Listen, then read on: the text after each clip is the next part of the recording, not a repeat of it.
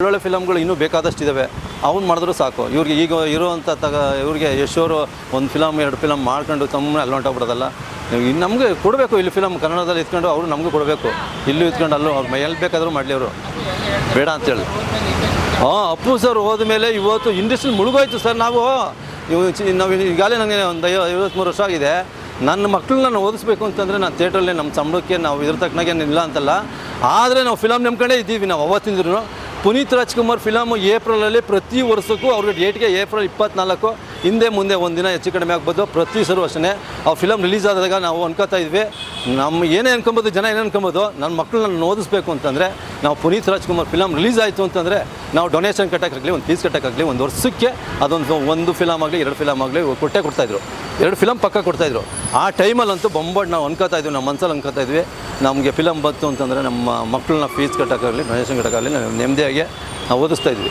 ಇವತ್ತಂತೂ ಭಾರಿ ಕಷ್ಟ ಆಗಿದೆ ಸರ್. ಯಾರೇ ಆಗಲಿ, ಇವಾಗ ಇವ್ರದ್ದು ಕಾಟೇರ ದರ್ಶನ ಅವ್ರದ್ದು 50 ಡೇಸ್ ಓಡ್ತು. ಅದು ಜನ ಅದನ್ನು ತೆಗೆದ್ರೂ 1 ಶೋ 2 ಶೋ ಮಾಡೋರು ನಮ್ಮ ಯಜಮಾನ್ರ ಮಗ, ಮತ್ತೆ ಇನ್ನೊಂದು ಶೋ ಹಾಕಿ ಅಂತ ಹಿಂಗೆ ಕಂಟಿನ್ಯೂ ಮಾಡಿ ಕೊನೆಗೆ 50-60 ದಿನ ನಮ್ಮ ಥಿಯೇಟ್ರಲ್ಲಿ ಓಡ್ತು.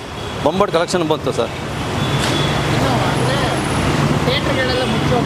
ಸರ್ ನಮ್ಮ ಥಿಯೇಟ್ರ್ ಕಡೆ ಅಂತಂದರೆ ಸೌಂಡ್ ಎಫೆಕ್ಟ್ ಆಗಲಿ, ಸೀಟ್ ಆಗಲಿ, AC ಆಗಲಿ, ಇವಾಗ ಮೊದಲೆಲ್ಲ ಹೇಳ್ತಾಯಿದ್ರು, ಅವಾಗೆಲ್ಲ ಫ್ಯಾನು ಅಂತಿದ್ರು. ಇವಾಗ ಜನರ ತಕ್ಕನಾಗೆ ನಾವು ಈಗ ಸಿಂಗಲ್ ಥಿಯೇಟ್ರ್ ಅಂತಂದರೆ ಈಗ ಇದು ಚೆನ್ನಾಗಿಲ್ಲ ಅಂತಲ್ಲ, ಈಗ ಬಂದು ನೋಡಲಿ. ಇವಾಗ ಜನ ನಮ್ಮ ಥಿಯೇಟ್ರ್ ಪ್ರಸನ್ನ ಥಿಯೇಟ್ರನ್ನ ಸೀಟು ಇನ್ನೂ ಸೀಟು ಅಂತ ತಿಳ್ಕೊಂಡಿದ್ರೇನೋ, ಆದರೆ ಈಗ ನಮ್ಮ ಯಜಮಾನರು ಎಲ್ಲ ನಿಲ್ಲಿಸಿ ಒಳ್ಳೆ ಸೀಟ್ಗಳು ಹಾಕ್ಸಿದ್ದಾರೆ.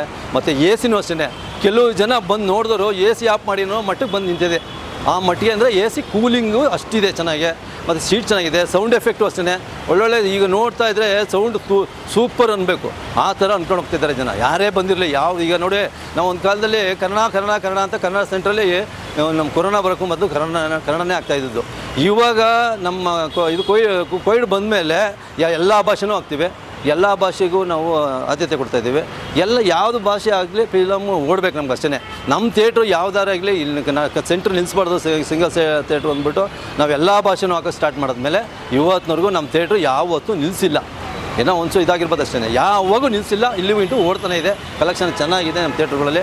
ಆದರೆ ಫಿಲಮು ನಮ್ಮ ಹೀರೋಗಳಾಗಲಿ ಡೈರೆಕ್ಟರ್ಗಳು ಒಳ್ಳೊಳ್ಳೆ ಫಿಲಮ್ ಕೊಟ್ಟರೆ ನಾವು ಯಾವುದೇ ಕಾರಣಕ್ಕೂ ಸಿಂಗಲ್ ಥಿಯೇಟ್ರನ್ನ ತೆಗಿಯೋಂಥ ಸಂದರ್ಭ ಇಲ್ಲಕ್ಕೆ ಇಲ್ಲ. ಜನ ಅನ್ಕೊಂಡಿರ್ಬೋದು ಸಿಂಗಲ್ ಥಿಯೇಟ್ರ್ ಮುಳುಗೋಯ್ತು, ಸಿಂಗಲ್ ಥಿಯೇಟ್ರ್ ಮುಳುಗೋಕ್ಕೆ ಚಾನ್ಸೇ ಇಲ್ಲ. ಆ ಥರ ಹೀರೋಗಳು ಇವಾಗೂ ಅಂದ್ಕೊಂಡಿದ್ದಾರೆ, ಎಲ್ಲ ಹೇಳ್ತಾ ಇದ್ದಾರೆ. ಈಗ ಒಂದು ಮೀಟಿಂಗ್ ಕರಿಬೇಕು ಅಂತ ಎಲ್ಲ ಮಾತಾಡ್ತಾ ಇದ್ರಂತೆ, ಅದು ನಮಗೆ ಅದಷ್ಟೊಂದು ಗೊತ್ತಿಲ್ಲ. ಆದರೆ ಹೀರೋಗಳು ಒಬ್ಬ ಡೈರೆಕ್ಟರ್ಗಳು ಸರಿ ಆಗಲಿ ಒಳ್ಳೆ ಸ್ಟೋರಿ ಕಾಮಿಡಿ ಇವೆಲ್ಲ ಮಾಡ್ದ ಅಂದರೆ ನೆಕ್ಸ್ಟು ಹೋಗುತ್ತೆ. ಸಿಂಗಲ್ ಥಿಯೇಟ್ರ್ ಯಾವತ್ತೂ ಯಾವುದೇ ಕಾರಣಕ್ಕೂ ನಿಲ್ಲಿಸಲ್ಲ ಸರ್. ನಮ್ಮ ಅದರೊಳಗೆ ನಾವು ಪ್ರಸನ್ನ ಥಿಯೇಟ್ರ್ ಇವತ್ತಿನವರೆಗೂ ನಿಲ್ಲಿಸಿಲ್ಲ ಸರ್. ನಾವು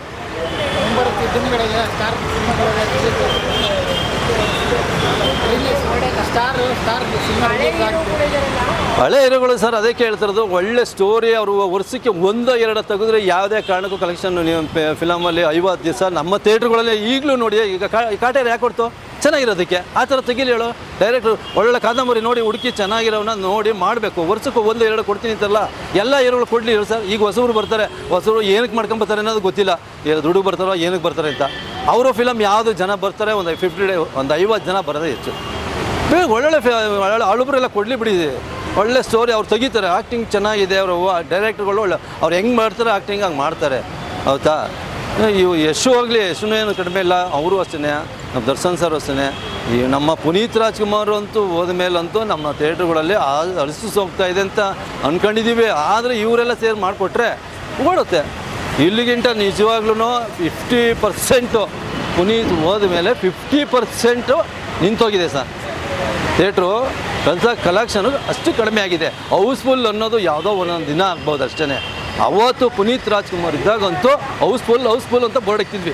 ಯಾವುದೇ ಪಿಕ್ಚರ್ ಪುನೀತ್ ರಾಜ್ಕುಮಾರ್ ಕೊಡಲಿ, ನಾವು ಅವ್ರು ಬರ್ತಿದ್ದಂಗೆ 3 ದಿವಸಕ್ಕೆ ಕಂಪಲ್ಸರಿ ನಮ್ಮ ಥಿಯೇಟ್ರಿಗೆ ಅವ್ರು ಯಾವುದೇ ಪಿಕ್ಚರ್ ರಿಲೀಸ್ ಮಾಡಲಿ ನಮ್ಮ ಥಿಯೇಟ್ರಿಗೆ ಬಂದು ಹೋಗ್ತಾನೆ ಇದ್ದರು. ಆದರೆ ಪುನೀತ್ ರಾಜ್ಕುಮಾರ್ಗೆ ಒಂದು ಫ್ಯಾಮಿಲಿ ಮಿನಿಮಮ್ ಅಂದರೆ ಪ್ರತಿಯೊಂದು ಫ್ಯಾಮಿಲಿನೂ ಫಿಲಮ್ ನೋಡ್ದೇ ಇರ್ತಿರ್ಲಿಲ್ಲ. ಅದರಿಂದ ಕಲೆಕ್ಷನ್ ಸೂಪರಾಗೇ ಬರ್ತಾಯಿತ್ತು. ನಾವು ಮಿನಿಮಮ್ ಅಂದರೆ ಯಾವತ್ತು 50 ಡೇಸ್ ಓಡ್ತಾಯಿದ್ದು. ಇಲ್ಲಿ ಇವಾಗ ಏನೋ ಓಡಿರೋದೇ ಒಂದು ಕಾಟೇರ, ಯಾವುದೋ ಒಂದು ಅವತಾರ ಪುರುಷ, ಹಿಂಗೆ ಒಂದೊಂದು ಇಷ್ಟೇ ಸರ್. ಕಡಿಮೆ ಸರ್, ಯಾವ ಫಿಲಮ್ಗಳು ಇಲ್ಲ. ಪುನೀತ್ ರಾಜ್ಕುಮಾರ್ ಹೋದ್ಮೇಲೆ ಅಂತೂ ಕಡಿಮೆ ಆಗೋದು. 100 ಡೇಸ್ ಅಂತ ಓಡ್ಬಿಟ್ರಂತೂ ಭಾರಿ. ಇವತ್ತಿನ ಇದರಲ್ಲಿ ಸಾವಿರಾರು ಥಿಯೇಟ್ರುಗಳು ಸಿಂಗಲ್ಸ್ ಇವು ಎಲ್ಲ ಆಗಿರೋದ್ರಿಂದ, ಮಾಲ್ಗಳೆಲ್ಲ ಆಗಿರೋದ್ರಿಂದ ಇವು ಅದೇ ಒಂದು ದೊಡ್ಡ ಇದು.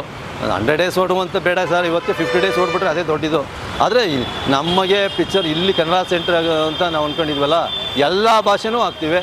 ಈಗ ರಜನಿಕಾಂತ್ ಅವ್ರು ನೋಡಿ, ಈಗ ಅವ್ರ ಫಿಲಮ್ ಅವ್ರದ್ದು ಹಾಕಿದ್ವಿ ನಾವು, ತಮಿಳಾಗಲಿ, ತೆಲುಗಾಗಲಿ, ಕನ್ನಡ ಆಗಲಿ, ಮಲಯಾಳಂ ಆಗಲಿ ಎಲ್ಲ ಭಾಷೆನೂ ಹಾಕಿದ್ವಿ. ಸೊ ಎಲ್ಲ ಭಾಷೆನೂ ಫಿಲಮ್ಗಳು ಪರವಾಗಿಲ್ಲ, ಪಿಕ್ಚರ್ ಚೆನ್ನಾಗಿತ್ತು ಅಂದ್ರೆ ಓಡ್ತೇವೆ ಸರ್. ಹೋಗಿ ಮಲ್ಟಿಪ್ಲೆಕ್ಸ್ ಆಗ್ತದೆ ಸರ್ ಸಿಂಗಲ್ ಥಿಯೇಟ್ರ್ ಯಾವುದೇ ಕಾರಣಕ್ಕೂ ನೋಡಿ, ನಮ್ಮ ಥಿಯೇಟ್ರ್ ನಾವು ಈಗ ನಮ್ಮ ಪಕ್ಕದಲ್ಲೇ ಮಾಲಿದೆ, ನಮ್ಮ GT ಮಾಲಿದೆ. 5 ಸಿಂಗಲ್, ಅಲ್ಲೂ 5 ಥಿಯೇಟ್ರ್ ಇದೆ ಸರ್. 250 ಸೀಟು ಇದೆ, ಅಲ್ಲಿ 250-300 ಸೀಟ್ ಇದೇನೆ. ಆದರೂ ನಮ್ಮ ಥಿಯೇಟ್ರ್ ಇಲ್ಲಿ ನಿಂತಿಲ್ವಲ್ಲ, ಪಕ್ಕದಲ್ಲೇ ಇದೆಯಲ್ಲ, ನಾವು ಸಿಂಗಲ್ ಥಿಯೇಟ್ರ್ ನಿಲ್ಲಿಸಿಲ್ಲ. ಪ್ರಸನ್ನ ಥಿಯೇಟ್ರು ಅಷ್ಟು ಚೆನ್ನಾಗಿ ಹೆಸರುವಾಸಿ ಇದೆ, ಕಲೆಕ್ಷನು ಚೆನ್ನಾಗಿ ಬರ್ತಾಯಿದೆ ಸರ್. ಯಾವ ಪಿಕ್ಚರ್ ನಾವೇನು ನಿಲ್ಲಿಸಿಲ್ಲ ಇವತ್ತಿನವರೆಗೂ. ಯಾವ ಪಿಕ್ಚರ್ ಹಾಕಿದ್ರು ನಮಗೆ ಕಡಿಮೆ ಆಗೋಯ್ತು ಒಂದು ಪರ್ಸೆಂಟೇಜ್ ಅಷ್ಟೇ. ಈಗ ಆದರೂ ನಮ್ಮ ಪಿಕ್ಚರ್ ನಿಲ್ಲಿಸಿಲ್ಲ, ನಮ್ಮ ಥಿಯೇಟ್ರಲ್ಲಿ ಓಡ್ತಾನೆ ಇದೆ. Thank you sir. SS TV cinema ಜಗತ್ತಿನ ಕ್ಷಣ ಕ್ಷಣದ ಸುದ್ದಿಯೊಂದಿಗೆ.